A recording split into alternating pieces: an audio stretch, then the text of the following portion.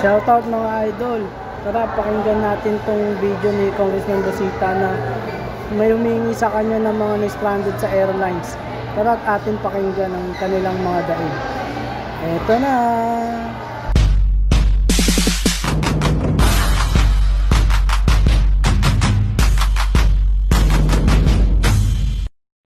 Ngayon po ay halos 3 araw na po kaming nandito ngayon sa airport ng Dubai at wala po kami nare-receive na proper information coming from Cebu Pacific. Kami po ay humihingi ng tulong ngayon na Colonel Busita. Sana po kami po ay inyong matulungan. Lalong-lalo na po yung mga katandaan po namin ngayon. Wala pong natulugan po na maayos. Wala pong napagpahingan. Bagus, meron po kaming nakakain dito sa lounge na in-offer ng ang Cebu Pacific. Pero ang higaan po, pahinga, na komportable, wala po. Ano masabi nyo, Nay, sa experience po dito sa na-stranded po tayo ng halos 3 araw? Kami po ay, Cornel, magandang hapon po. Kami po dito ilang araw nang na-stranded.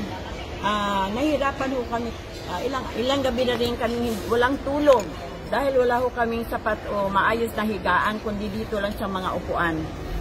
At saka isa po ay hindi kami nakakapag-shower sapagkat walang facility dito na pwede namin paliguan ng libre. Meron man, ay may bayad naman na malaki ang halaga. Paano po yung mga kasama namin na wala ng pera sa bulsa? So, ngayon po, board na board kami. Inip na kami. At ang isa pa ay pagod na kami sa paghihintay. Yan po, maraming salamat po, Nay. Actually po, Colonel, marami pa po kami ngayon kaso kalat-kalat na po ang iba. Yung iba po ay nasa Terminal 1, kami po ay dinala po dito sa Terminal 2. Kami po ay humingi ng tulong sa inyo, Colonel, na makipag-coordinate po sa Cebu Pacific para magkaroon po kami ng proper information coming from them. Salamat po, Colonel.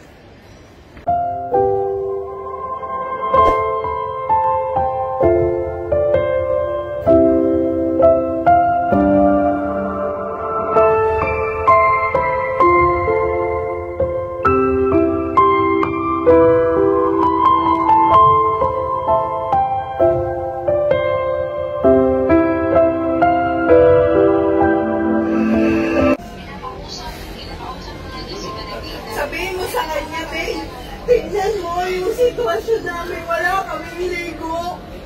Ilang araw na. Hindi lang. Wala kaming higaan dito. Nakaupo lang kami. Tutulog. Ang sakit-sakit na ng ulo ko. Wala akong tulog. Makakatulog ko ba? Kainan to, gusto mo makita. Pinabasa ko sa inyo.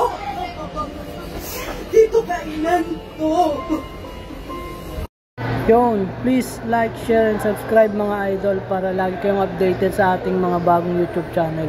Yun lang. Bye-bye.